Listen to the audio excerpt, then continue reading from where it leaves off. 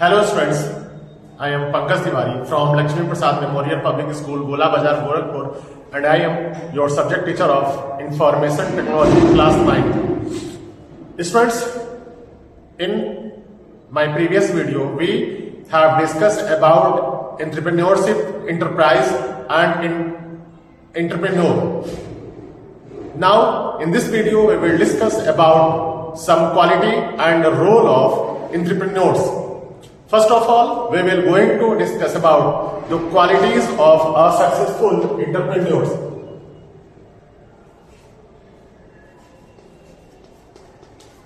Qualities of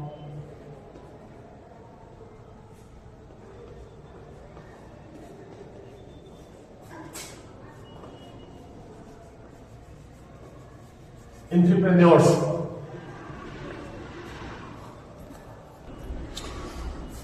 तो students, जैसा कि पिछले वीडियो में हमने डिस्कस किया था, एंटरप्रेन्योर्स कौन होते हैं? Entrepreneurs are the person who start a business, who have an idea and create his or her idea into an action and earn money.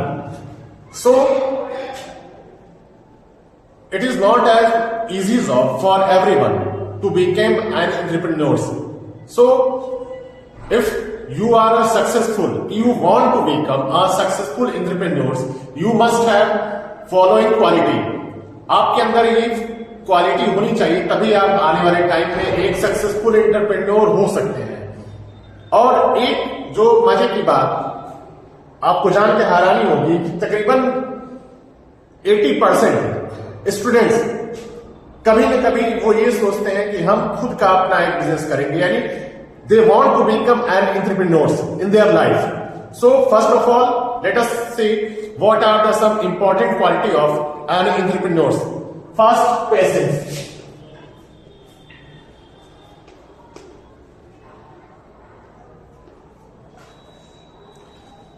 Students, first quality of an entrepreneur must be, he or she must be a patience guy. अगर आपके अंदर patience नहीं है तो आप entrepreneurs नहीं हो सकते, क्योंकि जब आप कोई बिजनेस स्टार्ट करते हैं तो आपको पहले capital, skill and human resource, सारी चीजों को आपको इन्वेस्ट करना पड़ता है. और आप पहले दिन से ये नहीं सोच सकते कि आपको आपके बिजनेस में प्रॉफिट मिलेगा. आपको उसके लिए वेट करना पड़ेगा, बिजनेस को सेटअप करना, दूर दूर तक उसको एडवर्टाइज करना, सभी लोगों को अपनी सर्विस से या गुड से सेटिस्फाई करना, उसमें आपको अच्छा खासा टाइम कंज्यूम करना पड़ता है. तब कहीं धीरे धीरे आपको आपके बिजनेस में प्रॉफिट मिलना स्टार्ट होता है. सो आपको पेशेंस रखना जरूरी है. Second,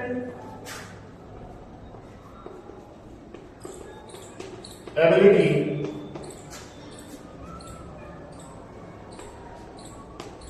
to take risk. Students, second quality जो एक एंटरप्रेन्योर्स के अंदर होनी चाहिए, that must be ability to take risk. यानी उसके अंदर रिस्क लेने की क्षमता होनी चाहिए, क्योंकि बिजनेस जो है पूरी तरह से रिस्क पे डिपेंड होता है. पहले से आपको इन्वेस्ट करनी पड़ती है सारी चीजें, और बिजनेस चल गया तो अच्छी बात, और स्टार्टिंग में ही पता चले आपको बहुत ज्यादा घाटा हुआ, लॉस हुआ, तो आपको एक ऐसी सिचुएशन आ जाती है कि आपको बिजनेस बंद करना पड़ता है. तो आपके अंदर ये एबिलिटी होनी चाहिए तो कि आप सही तरीके से रिस्क ले पाए. Third, positivity.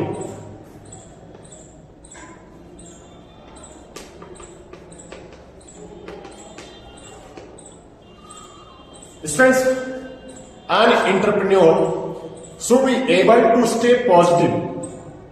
अगर आप एक एंटरप्रेन्योर्स हैं, देन आपके अंदर पॉजिटिविटी होनी चाहिए. आप हमेशा पॉजिटिव रहें, हमेशा ब्राइट साइड ऑफ थिंग्स की तरफ देखें, कभी भी आप नेगेटिव ना हो. अगर आप नेगेटिव हो जाएंगे तो फिर बिजनेस जो है वो उसको आप सही तरीके से गाइड नहीं कर पाएंगे. Next quality is hard working.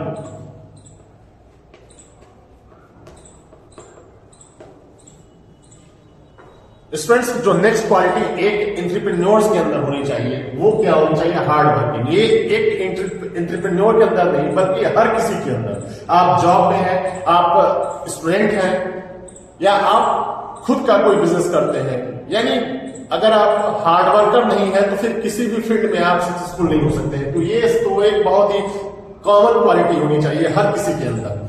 Next, confidence.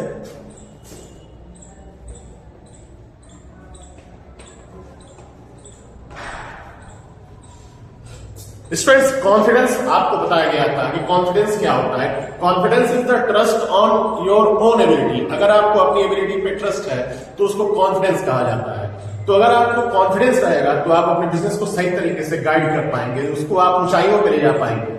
और अगर आपको अपने ऊपर ट्रस्ट नहीं है, अपने एबिलिटी के ऊपर ट्रस्ट नहीं है, then you will always suffer on your work. Next quality is open.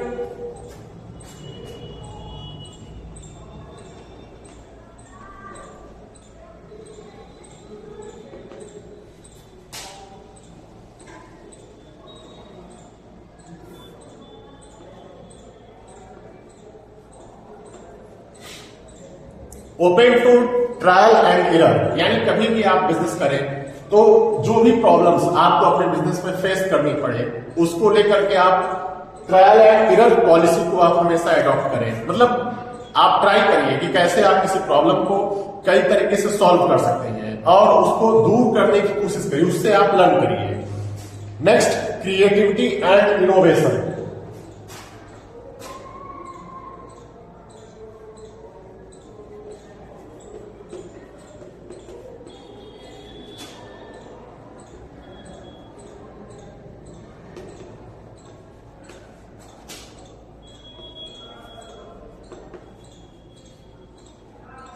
Students, जो नेक्स्ट क्वालिटी एक एंटरप्रेन्योर के अंदर होनी चाहिए वो क्रिएटिविटी एंड इनोवेशन। मींस वो क्रिएटिव हो, वो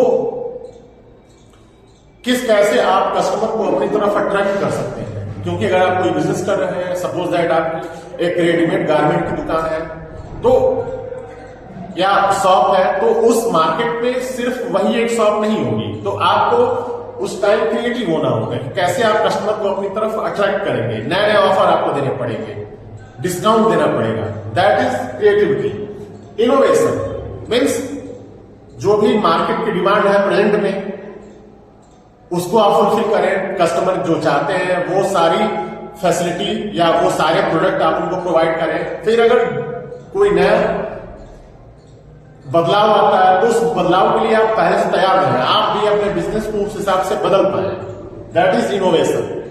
next, so these are the quality of an entrepreneur. अगर आप एक सक्सेसफुल एंटरप्रेन्योर होना चाहते हैं तो आपके अंदर इस क्वालिटी का होना बहुत जरूरी है। Students, our next point is the role of an entrepreneur. What are the role of entrepreneur in our society? Students, our next point is the role of an entrepreneurs. What is the role of entrepreneurs in society? First is economic development. Students, you know very well, entrepreneurs create value by making available better and cheaper product and services for customer. आप जानते हैं entrepreneurs क्या करते हैं? They create money, they earn money, और ये जो money earn करते हैं वो उनसे अब उनका खुद का इकोनॉमिक डेवलपमेंट होता है। जो उनके एम्प्लॉय होते हैं या जो लोग बिजनेस में जुड़े रहते हैं उनका इकोनॉमिक डेवलपमेंट होता है। So first point you will remember economic development of all the person who directly or indirectly related to their business.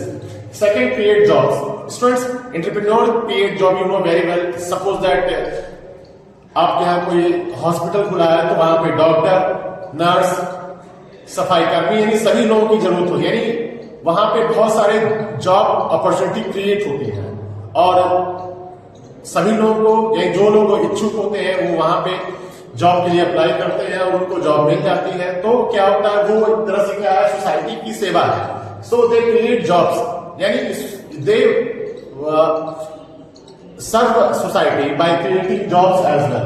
Third, increase GDP. GDP के बारे में आप पढ़े होंगे, gross domestic product, that is income of government. Students आप जानते हैं जो भी एंटरप्रेन्योर्स होते हैं वो गवर्नमेंट को टैक्स पे करते हैं और इस तरह से जो गवर्नमेंट की जीडीपी होती है वो भी क्या होती है, इंप्रूव होती है। Next point is improve standards of living. Students जो एंटरप्रेन्योर्स होते हैं आप जानते हैं वो लोगों की स्टैंडर्ड है, लोगों में रहने का जो स्टैंडर्ड होता है उसको भी इंप्रूव करते हैं, क्योंकि variety of product, shoes, dress, perfumery, बहुत सारे प्रोडक्ट जो है एंटरप्रेन्योर्स मार्केट तक लाते हैं और हम लोग उन सबको यूज करते हैं और हम लोग का जो स्टैंडर्ड होता है वो भी इंप्रूव होता रहने का। Next point, product and services at lower rates. Next point है कि जो भी प्रोडक्ट और सर्विसेज है एंटरप्रेन्योर्स हम लोग लोअर रेट में पहुंचाने का काम करते हैं। So students these are the some rules of entrepreneurs. Students, our next point is entrepreneurship versus wage employment. Means entrepreneurship और wage employment में क्या क्या डिफरेंसेस हैं, क्या क्या दोनों को अगर आप कंपेयर करते हैं तो क्या क्या पॉइंट्स आपको मिलते हैं। Students, let us discuss some point. What is the similarity or differences between these two? Students, first, risk. When we discuss how entrepreneurship is different from wage employment, you will find first point, risk.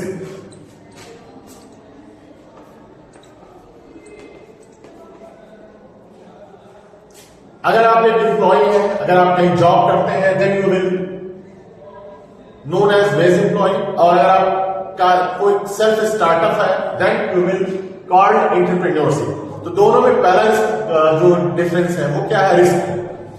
क्यों? क्योंकि आप veg employ हैं तो वहां पे सारा risk जो होता है वो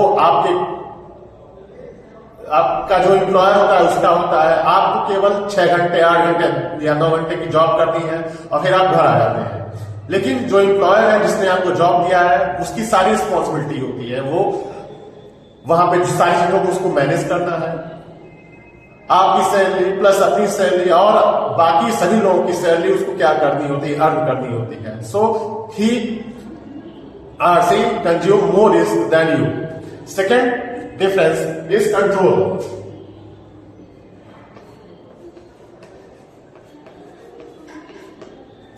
सेकेंड डिफरेंस जो होता है एक वेज एम्प्लॉय और एंटरप्रेन्योरशिप में, वो क्या होता है, कंट्रोल का होता है। आप अगर कहीं पे एम्प्लॉय के तौर पे काम करते हैं तो आप उस ऑफिस के या वर्क प्लेस के किसी पर्टिकुलर डिपार्टमेंट को हैंडल करते होंगे, लेकिन जो एंटरप्रेन्योरशिप या जो एंटरप्रेन्योर होंगे वो वहां की सारी चीजों को कंट्रोल करते होंगे, यानी आपका कंट्रोल केवल एक वर्क पे, but that employer control every department of the work place of the office where you work. Third point, C, is lifestyle.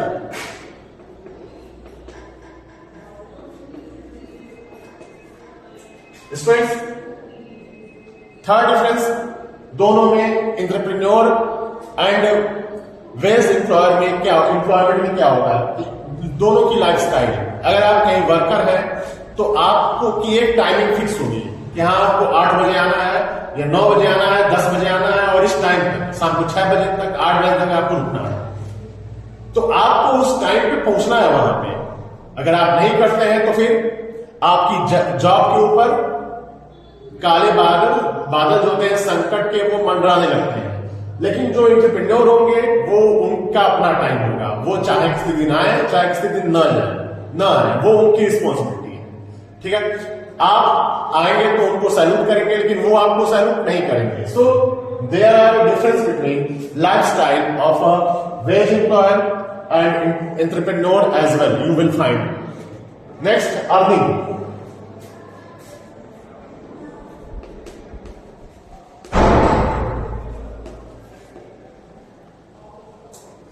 Students, next difference जो हम लोगों को मिलता है कि एक वेज एम्प्लॉय और एंटरप्रेन्योरशिप में, वो दोनों की अर्निंग का होता है। Entrepreneurs earning are profit of their business यानी जो एंटरप्रेन्योर होंगे उनकी अर्निंग जो होगी वो उनके बिजनेस से होने वाला प्रॉफिट होगा। लेकिन जो एक वेज एम्प्लॉय है वो उसकी एक सैलरी फिक्स होती है और वो सैलरी वो महीने के लास्ट में आपको आती है। एंटरप्रेन्योर्स की इनकम किसी महीने में ज्यादा भी हो सकती है, किसी महीने में कम भी हो सकती है, लेकिन आपकी जो सैलरी होगी वेज एम्प्लॉय की, जो वेज होगा वो फिक्स होगा।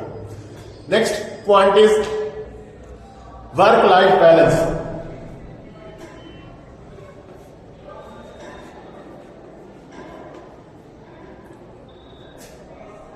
वर्क